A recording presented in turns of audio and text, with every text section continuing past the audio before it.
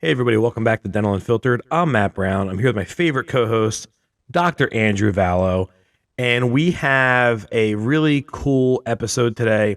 It's called Attracting Funding. I think that sometimes with practices, they go to fill out a credit application for either alternative funding, working capital loans, purchase for a new practice, startup loan. And when we're filling this out, I think there is sometimes an anxiety of, am I going to get approved? Am I not going to approve? What's the outcome going to be? And I think part of that is you haven't positioned yourself for proper funding and to know for sure where you stand in the world with the bank, and have you been properly prepared. You kind of put this stuff together of tax returns and revenue reports and all this stuff, and you hand it off. And when you do, you pray, you like cross your fingers, and you're like, I hope this happens. And this is about attracting funding. And I think what Andrew's going to touch on is really knowing where you're at and to be attractive for these banks, which I think gives you more confidence and negotiability. So, Andrew, open it up for us. How does the great Dr. Vallo make sure he's attractive to banks? Yeah, guys, this is going to be a fun topic today. This is one of those areas where I think I've learned more recently that I haven't always been doing things the best way all along. I was telling Matt, and we don't, as always, I literally thought up the topics for today's episodes that we're recording and releasing about 10 minutes before we started recording. So we don't really prep or ask questions or anything, but as I was just telling Matt, like, hey, this is what we're going to talk about. Essentially, I was telling him, I used to think that my bank was just, basically like being a pain in my ass, for lack of better words. Because I used to think it was all about the numbers. And, let me preface this by saying this episode today is really geared more towards people that want to add additional locations than it is your first practice. Because generally speaking, while there are, I mean, yes, you absolutely can still make it easier on yourself. And depending on, how long ago you graduated and the situation and everything else, it's still a good idea to put your best foot forward with the banks. That said, most banks are pretty comfortable making the loan for the first practice to a dentist. And the reason for this is, dental offices have one of the lowest default rates of any business, and banks know that. However, what I've come to learn, which in all fairness probably makes some sense, but banks don't really view dentists as business people, as business owners. And let's be fair, most dentists don't have much of a business background, if any. Dental school, unless there's a dental school I'm not aware of yet, most dental schools give you very little to no preparation in business courses for running a dental business. Most dentists don't have an MBA. You've got to realize, like, to the banks, if you have one practice and you're going to be the, one of the sole providers in the practice, even if it's a group practice with, associates, but if you're the business owner is going to be in the practice, invest in the practice, seeing patients, doing production, the bank feels very comfortable. But again, in that sense, they don't really view you as a sophisticated business owner. They view you as a, high income employee within that practice. So like, they know that the practice is probably going to do just fine. And even if it doesn't do awesome, if you're one of the main producers in the practice, you can still pay all the practice bills. You maybe just don't pay yourself as much. So I think, again, like, single practice, first practice, for the vast majority of dentists, the banks are going to be comfortable giving you the loan. If it's an existing practice and it's cash flowing well and you've got some kind of record of production or whatever, a little harder if you're a new grad, but if you're not a new grad, you got some record of decent production numbers, yeah, it's a no-brainer to the banks. If it's a startup, again, as long as the numbers make sense, the rent makes sense, it can kind of fit in the loan numbers, that the bucket that they have and everything, then most of the time, yeah, the bank's going to be just fine with it. But it's when you go to add that second practice, add the third practice, for us, as we're looking to add our 11th practice, At that point in time, that's when the bank starts to get uncomfortable. And unfortunately, again, I used to think if the numbers were good, everything's golden. I mean, in my mind, that should be all that matters, right? Like, hey, if our revenue keeps growing, if our EBITDA keeps growing, if our margins are good, if our net cash flow is good, I mean, the bank, Huntington, they can see all the money we've got in the accounts, and we intentionally keep excess money in the business accounts, more than we really probably need to. So like, to me, it's been frustrating. Like the last 12 months or so, we've kind of butted heads with the banks, and they Huntington hasn't been able to fund our last few practices we've done. We've cash flowed some through the business. I give a personal loan for one of them to the business. And honestly, like I was upset, and I think the people at Huntington knew that I was upset. I mean, we had some very serious conversations about some of these scenarios, and they're what I'm hearing is, oh, we want more formal updated tax returns, or we want this, or we want that.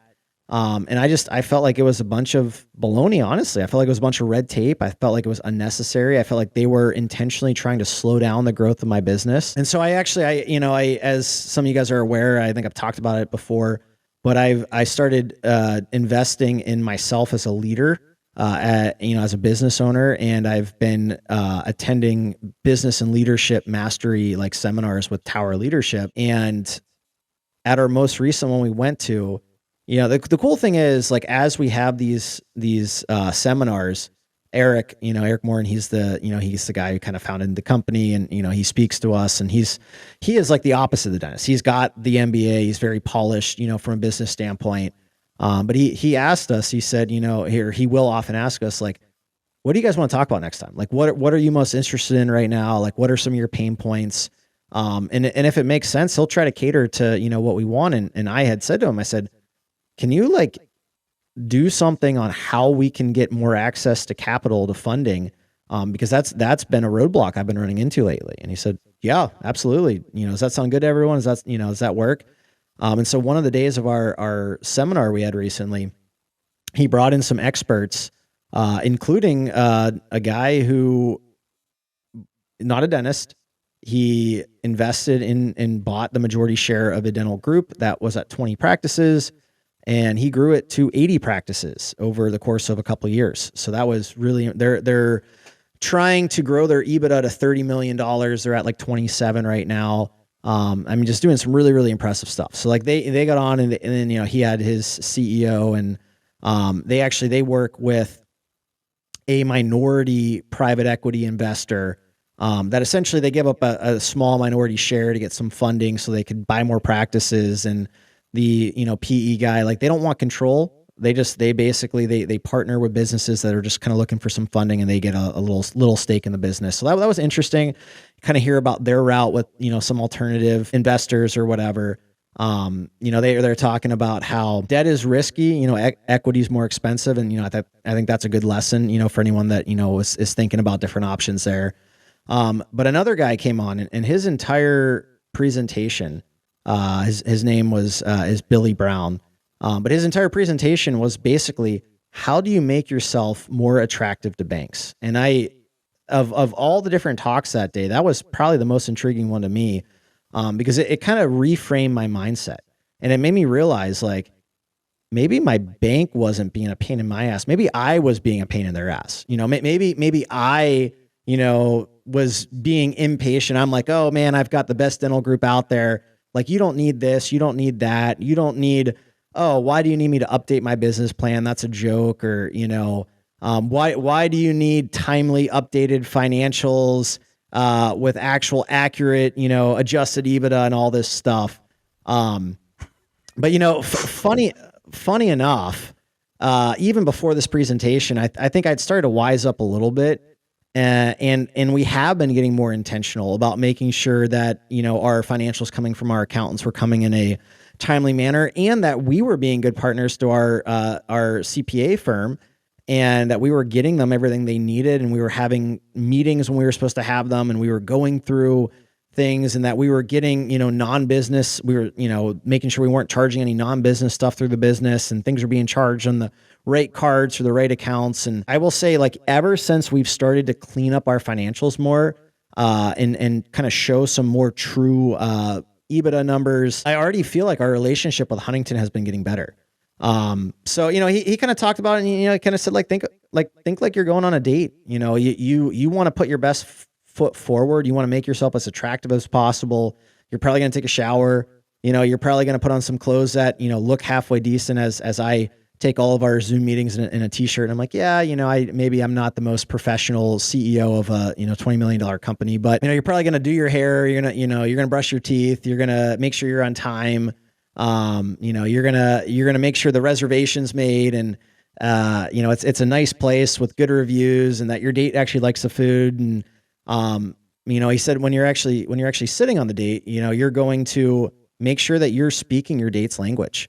So he and I don't think it was actually him. I think it was Eric a different time that he had said something about we speak in the language that we want to be spoken to, rather than speaking in the language that other people want to be spoken to. So, and his point of all that was like, if you're speaking to a bank, they're probably going to hear things differently than if you're speaking to, your front office receptionist, and who's probably going to hear something differently than if you're speaking to your associate doctor. So it's like, we almost need to be cognizant of the way that we're approaching conversations and who we're talking to and how we're saying things. So it was an eye-opening presentation for me, and I took a lot of notes. And basically, this updated business plan that I kind of rolled my eyes at, that the bank had been asking me to do for the last 6 months, I was like, you know what, maybe this is something I really should prioritize. And they were talking about just like even having things like, hey, if you're the CEO of your group, like, do you have a bio, that really sells like why you're a great, leader for the company? Do you have a good org chart, and do you do you have bios for your other executive team members of your group? Do you have things in the business plan that shows what really differentiates you? I mean, there's thousands of dental groups out there. What makes you special? What's your secret sauce? What why should the bank trust you to continue? Because again, at this point in time, they're not looking at me as a dentist. They're looking at me as a business owner and CEO, and they're saying, like, does our level of sophistication, match what they're comfortable continuing investing in? Especially at the rapid growth rate that, we've been growing. So I'm gonna stop for a second, Matt. I'll let you kind of, get some of your takes in there, but yeah, there's some things that came to mind. First, Andrew is a giant pain in the ass, just so you know. when I had Andrew as a client the first 6 months years ago, I like dreaded seeing his phone number on my cell phone. So yeah, he is a pain in the ass. But anyway, I think, going back to like the way the bank views dentists, I think dentists as a whole fall in a category of dentists own a job, they don't own a business. And I think you guys have a mindset of like, I'm a dentist, I own a practice, but like my job is I'm a dentist. I think your job is you're a business owner, and just like a checkbook has to get balanced, you have to manage employees.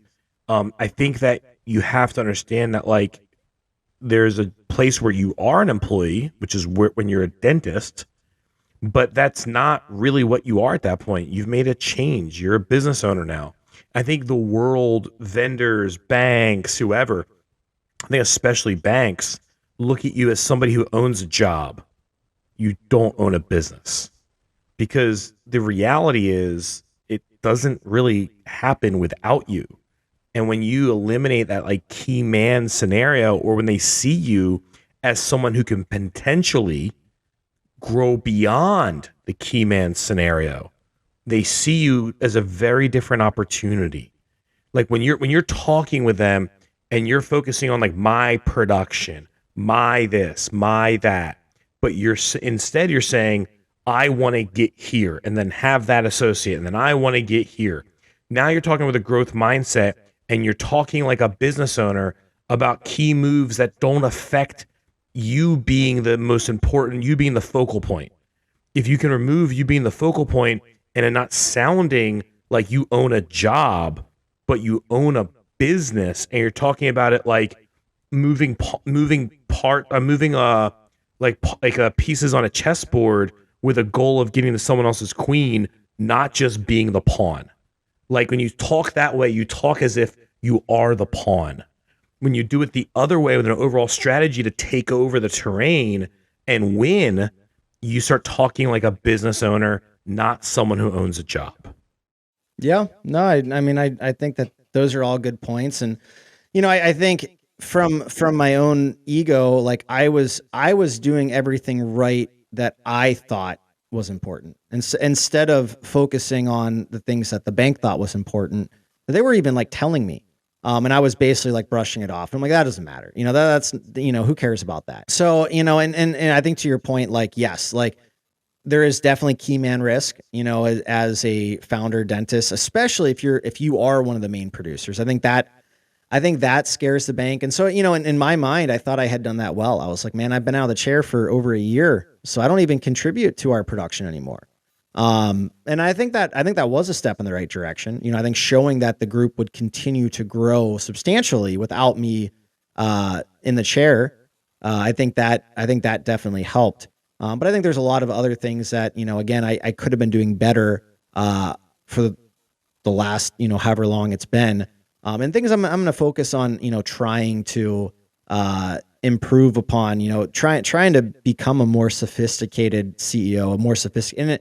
And I think, from my business standpoint, I've always done I'm already doing a lot of those things.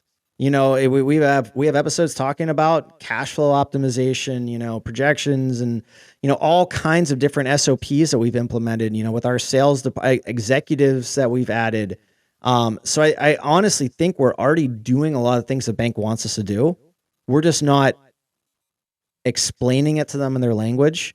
We're not putting together these, things that to me seem like busy work. Like a middle school project, like, oh, put together this, length. Cause I did, when the bank first asked, I did put together a business plan, but it was pretty basic, I guess you could say. Like, it was basically like, hey, this is my group. This is what we're about. This is where we've come. Here's some charts showing revenue. This is kind of more or less where we're heading, ballpark. But it didn't get into a lot of specifics. And like, that was a feedback the bank had given me. And this was probably 18 months ago. And they're like, yeah, like, this is a good start, but like, could you get into some more detail on this? Could you add stuff about this? And I was like, oh, man, like, again, at that point I was like, they're really just trying to annoy me. But I think, for them, like they want to expand our relationship, but like they've got to go to underwriting and they've got to convince underwriting why it makes sense to keep giving this dentist more loans to keep growing his group. And, if I put together an elementary level business plan, they're going to have a hard time doing that. Cause I mean, again, think about it, guys. Like, yeah, we're dentists, but like all these other businesses coming forward, putting together, sophisticated business plans and projections and getting over, quality of earnings and, all this stuff. Like, financials are in order. They've got a very succinct plan. And I guess that's the other problem too, is like, I am in some regards spontaneous, where at like, it's like, hey, like, what's our plan for next expansion? And I'm like, oh, I'm looking for options. I've got ideas of what I want, but I think, the bank doesn't like to hear that. I think they want to hear very specific strategy and, demographics and, all this other stuff. Like, to me, I'm like, I can make a practice work anywhere. I'm looking for, these specific opportunities. But again, I just think I was too vague and maybe explaining that to the banks. And so I need to get a little bit more into my strategy so that they can so I can speak their language, and make us more attractive. The whole point of this episode, for any of you guys that are thinking, and again, even if you only are looking at one office, your first office, I still think it's great to put your best foot forward. It's going to make you more attractive. More banks may be vying for your business. Once you put together a strong business plan, once you show another level of sophistication as a business owner, it's easy to replicate that. It's easy to for our financials, man, it's like once we had those nice sound, consistent, accurate financials with, well-adjusted EBITDA, for things that needed to be adjusted and added back to and all that stuff. It's super easy. Then have that document. You can shoot it over to different, I can send it to coaches, consultants, banks, PE, like whoever I want to send it to, I can send all this stuff to. You just got to do it that first time. And same with the business plan. Like once I have that business plan, there's a whole bunch of different people I can send it to. I think it also, another thing that they had mentioned that kind of stuck with me is they mentioned how it can make it easier to bring in high level talent, because these talent, whether it's talented associate dentists, whether it's a talented CEO, like if I want to replace myself, and bring in a CEO or a COO or CFO, whoever you're trying to bring in, the more polished your business looks, the more excited and enthusiastic you are about your specific vision and in your plan and where you're headed and why you're headed there and how you're going to get there and how amazing everything's going to be.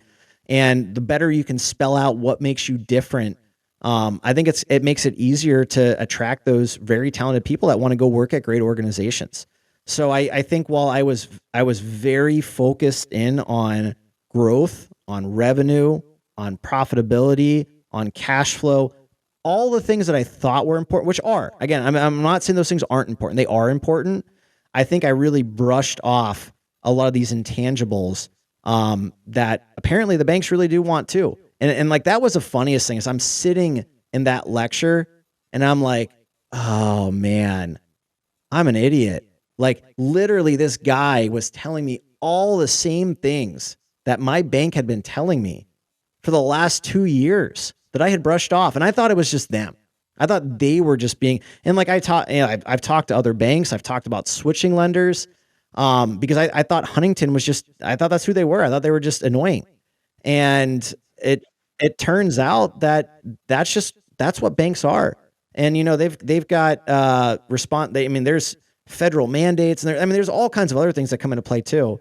But like Compliance. when this guy, compliance, when this guy was speaking to us and literally like verbatim saying the same things I'd been hearing from my bank, like all of a sudden I had that mindset shift and I was like, oh man, like I am the problem. So, guys, this will probably air sometime in January, I'm guessing. So, I'll say one of my New Year's resolutions, we're recording this in mid-December. One of my New Year's resolutions is I am going to make a conscious effort to put a better foot forward as a CEO, as a business owner. I'm going to try to make my group and myself, more attractive to the banks so that, it gives us the opportunity, the option, the flexibility that if we do want to, continue our growth. And if we want to try to start growing more quickly again and get the funding, that'll be easier to do that. And again, sometimes you do just outgrow your bank. They did talk about basically you got local banks, you got regional banks, you got national banks, and the amount of money they're able to lend to like a dental bucket. So basically to, number of dentists they can lend, the amount of money they can lend to, one dentist for one project, the amount of money they can lend to one dentist for a lifetime. And so it does vary and you can outgrow your banks and it's possible at some point, I may have to switch lenders, but I'll tell you all these same things that Huntington wants me to do. That's going to make that's going to make it easier for them to sell me to underwriting is going to help me with other banks as well. So if I ever did need to switch lenders, I already have everything in place that they want to see. And, basically one of the last things they talked about is like when you have intro conversations with banks, like what questions should you be asking that show that you're serious, you mean business, you really know what the banks are looking for. Like what documents should you bring with you? And so again, they had mentioned investing in a quality of earnings, which basically you pay like an outside accounting firm, depending on the size of your business or whatever, couple $1,000, $4,000, $5,000, whatever it is. And they do it like a super in-depth, intensive, financial workup. But I didn't even realize like before that there was different levels of accounting. I thought accounting was accounting and it's like, here's my financials, but it's like, okay, like what level of accounting is that too? So like that was one thing. And they mentioned like questions that you should ask them. Like if you go into an interview and like you ask them like, how much do you have left in your dental bucket? Basically, how much money do you have left to lend to dentists this year? How big is your dental bucket? How much money do you have available in total to lend to dentists?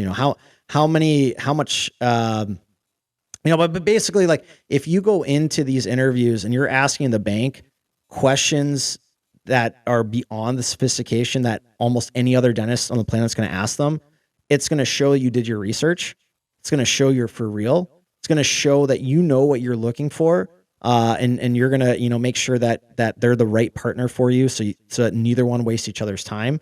And if you bring you bring a business plan, you bring bios for your executives, you have an well organized org chart.